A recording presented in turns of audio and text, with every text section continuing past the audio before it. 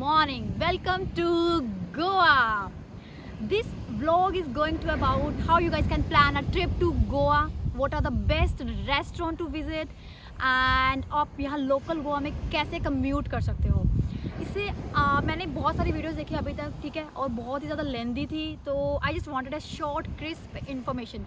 तो मैंने सोचा कि चलो क्यों ना यहाँ गोवा में एक छोटा सा व्लॉग शूट किया जाए कि हम गोवा का ट्रिप जो वो कैसे प्लान कर सकते हैं और कैसे एंजॉय कर सकते हैं. तो without wasting time let's start the video. The first topic I talk about is how you guys can reach to Goa. There are two ways कि हम लोग यहाँ पे कैसे पहुँच सकते हैं, बाय एयर और बाय ट्रेन. हम लोग जो आए थे वो बाय ट्रेन आए थे. अगर आप लोग ट्रेन से आ रहे हैं तो आपको एक चीज़ का ध्यान रखना है. यहाँ पे वास्को डी गामा स्टेशन है और एक मडगांव, मतलब ये एंड स्टेशन है गोवा के. जो ट्रेन चली थी वो चली थी हमारी पुणे से वास्को डी गामा स्टेशन तक. तो हमारी ट्रेन में बहुत सारे लोग जो बाकी बैठे हुए थे जो गोवा पहुंचने वाले थे वो मडगांव पे ही उतर गए थे. मडगांव से वास्को डी गामा जाते जाते हमारी ट्रेन ने 2 घंटे लगा दिए. मतलब 1 घंटे का टाइम था बट वो बहुत रुक रुक के चली तो 2 घंटे लगे. तो आई सजेस्ट कि आप लोग जो मडगांव में ही उतरे अगर आप वाया ट्रेन आ रहे हैं. Now I talk about the second way how to reach Goa is by air. तो यहाँ पे 2 एयरपोर्ट है, एक है मोपा, ठीक है, और दूसरा है डैबोलिम. जो मोपा है इट्स लाइक एट नॉर्थ के वो टॉप में पड़ता है, तो वहाँ पे आपको नॉर्थ जो है वो पास में पड़ेगा बट साउथ में वो बहुत दूर पड़ता है. दूसरा जो डैबोलिम है वो गोवा के सेंटर में है. अगर आपको नॉर्थ जाना है या साउथ जाना है तो आपको ज़्यादा टाइम, मतलब आप इजीली जा सकते हैं वहाँ से डैबोलिम से. Now you guys have reach in the centre of Goa. अब यहाँ से a little bit talk about Goa is divide into the 2 parts, north Goa and south Goa. अगर आप night life, happening life enjoy करना चाहते go for the north Goa. अगर आपको peaceful calm life enjoy environment चाहिए go for the south Goa. Mostly जो 90% of the Indians हैं वो जाते हैं सबसे पहले नॉर्थ गोवा में, ठीक है. मोस्टली टाइम जो वहीं पे स्पेंड करते हैं. जो फॉरनर्स हैं जिनको मतलब दे लव पीस, ठीक है, तो वो जाते हैं साउथ गोवा में. नॉर्थ गोवा में अगर आपको हैपनिंग नाइट लाइफ एंजॉय करनी है और आपको वाटर स्पोर्ट एक्टिविटीज़ एंजॉय करनी है तो नॉर्थ गोवा में ही वो आपको मिलेगा. अब यहाँ पे आप मेरा बैकग्राउंड में देखोगे तो यहाँ पे वाटर स्पोर्ट एक्टिविटीज जो लोग एंजॉय कर रहे हैं तो that is in the north Goa. Now I will talk about how to reach north Goa. अब आप सेंटर ऑफ द गोवा में पहुँच चुके हैं रेलवे स्टेशन और एयरपोर्ट से. अब आपको जाना है नॉर्थ गोवा. तो देर आर 3 वेज कि आप कैसे जा सकते हैं नॉर्थ गोवा में. एक तो है लोकल ट्रांसपोर्ट, सेकेंड है प्राइवेट टैक्सीज और third is the best option I suggest कि रेंट आ 2 व्हीलर और 4 व्हीलर. फर्स्ट जो लोकल ट्रांसपोर्ट है वो इतना ज़्यादा वेल कनेक्टेड नहीं है तो I want recommend. The second option है प्राइवेट टैक्सी. आप एयरपोर्ट या फिर रेलवे स्टेशन से आ रहे हैं तो टैक्सी वाला जो आपको ईजिली 1500 to 2000 के बीच में चार्ज करेगा नॉर्थ गोवा में पहुंचने के लिए. जैसे कि अगर आपको बागा बीच जाना है तो definitely they are going to charge between 1500 to 2000. तो third option is rent 2 wheeler और 4 व्हीलर. हम लोगों ने जो ऑप्शन चूज़ किया था वो 4 व्हीलर चूज़ किया था. 2 व्हीलर जो है वो आपको चार्ज करता है 400 पर डे और जो कार है वो बिटवीन 1000 to 2000 के बीच में आपको चार्ज करता है. डिपेंड ऑन कि आपको कौन सी कार चूज़ की है और कौन सा मॉडल है, नई है या पुरानी है. हम लोगों ने यहाँ पे नॉर्थ गोवा में आने के लिए हम लोगों ने चूज़ किया था 4 व्हीलर. हम लोगों ने घर से चलने से पहले ही हमारे पास कांटेक्ट था तो हम लोगों ने कॉल किया. जो वेंडर है वहाँ पे वेंडर के नंबर आपको ऑनलाइन बहुत सारे नंबर मिल जाएंगे, ठीक है. वेंडर को कॉल करो. हम लोगों ने वास्को डी गामा स्टेशन पे ही अपनी जो कैब हमें वहीं पे डिलीवर हो गई, ठीक है. गाड़ी उसमें हमें दी बलेनो, तो वहीं पे डिलीवर होगी. अब हम लोग जाते हुए भी वहीं पे छोड़ेंगे और वहीं से वो पिक कर लेगा. अब हमें जो चार्जेस पड़े इसके कार के वो थे 1100 पर डे, ठीक है. तो हम लोगों ने 5 डेज़ के लिए किया हमने, तो 5500 प्लस 2000 सिक्योरिटी रहता है इसका. अब गाड़ी को उसने डिलीवर किया वास्को डी गामा पे तो वो लेके आने का पिक एंड ड्रॉप का जो रहता है वो रहा उसका 600, मतलब 300 वन साइड का एंड प्लस 2000 सिक्योरिटी. तो कुल मिला के हमने 8000 के अराउंड जो है उसको दिया. जो 2000 सिक्योरिटी रहता है वो रिफंडेबल रहता है. अब आपने बुक कर ली.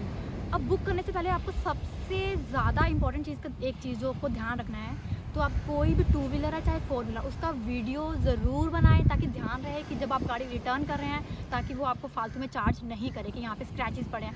तो हम लोगों ने प्रॉपर वीडियो बनाया था कार का कि पहले से ही गाड़ी जो हमारी थी वो बहुत पुरानी थी, बहुत ज़्यादा मॉडल पुराना था हमें, तो हमें इसके बारे में इन्फॉर्मेशन नहीं थी कि हमें वो पहले पूछना चाहिए था कि गाड़ी कौन सी मॉडल की है, कौन सी गाड़ी दे रहे हो। तो आप ये क्वेश्चन कार को बुक करने से पहले ज़रूर पूछें।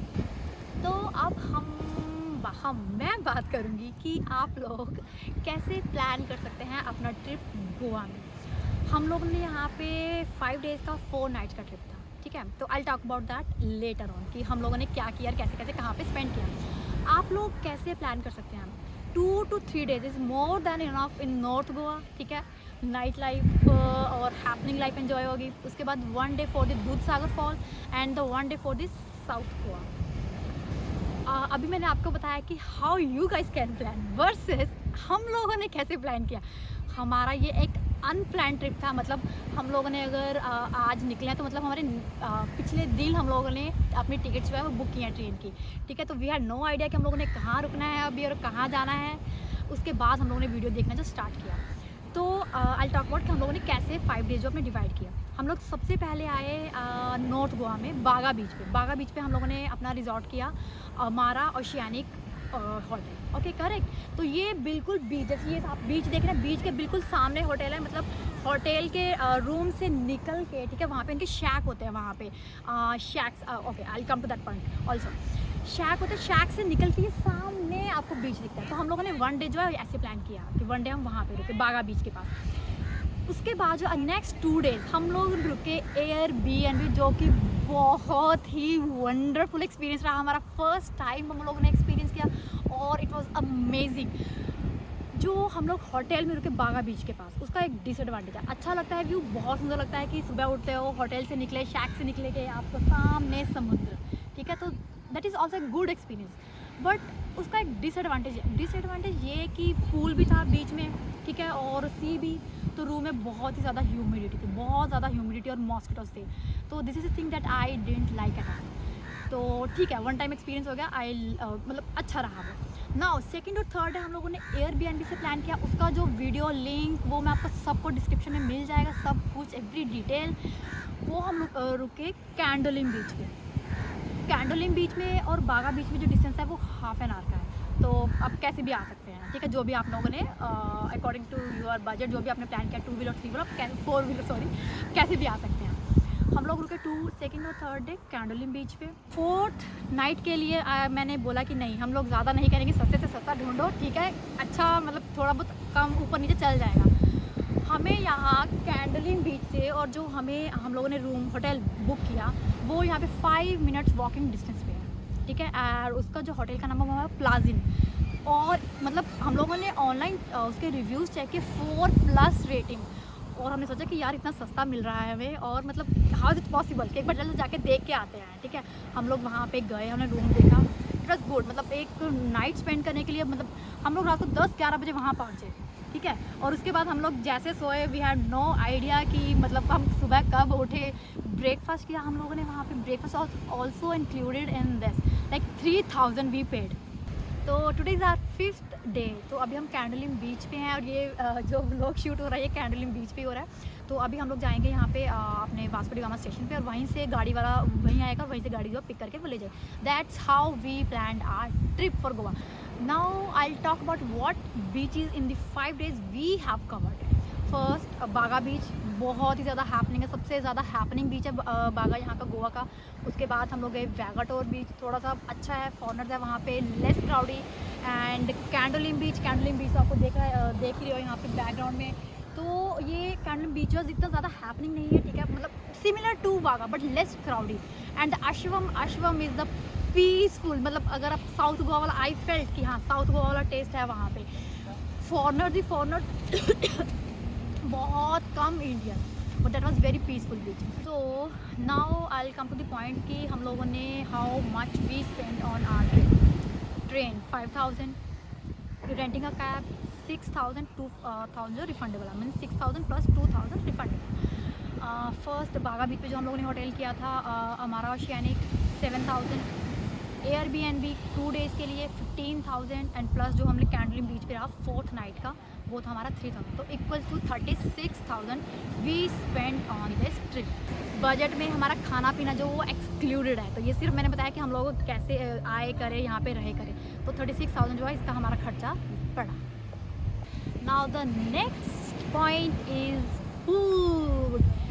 फूड। अगर आप वेजिटेरियन है और नॉन वेजिटेरियन है, नॉन वेजिटेरियन में यहाँ पे lots of option. Being a vegetarian like me it's very difficult to find कि कुछ डिफरेंट ट्राई करते हैं, करेक्ट।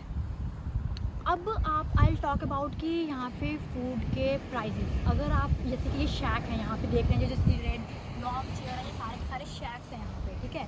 तो अगर आप यहाँ पे कुछ भी ऑर्डर करें विच इज़ वेरी कॉस्टली, बहुत ज़्यादा कॉस्टली पड़ता है, बट डेफिनेटली अगर आप यहाँ पे आए हो बीचेस एंजॉय करना है तो यहाँ पे बैठोगे तो आपको कुछ ना कुछ ऑर्डर करना ही पड़ेगा, ठीक है। ओनली देन आप ये यहाँ पे बैठ के एंजॉय कर सकते हो बीच। अगर यही आप लोकल मार्केट में जाते हो, ठीक है, वहाँ पे फूड खाते हो तो वो थोड़ा सा इसके कंपैरिजन लेस कॉस्टली, मतलब अगर यहाँ पे कोई चीज़ 300 की है तो वहाँ पे आपको 150 या 200 की पड़ेगी, करेक्ट।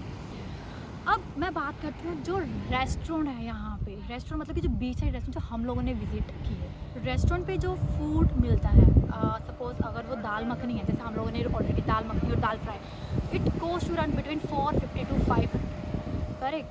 अब यही आप अगर किसी भी नॉर्मल शॉप पे खाओगे तो it will cost you around between 250 to 300। तो मतलब फूड वैसे भी यहाँ पे बहुत कॉस्टली है।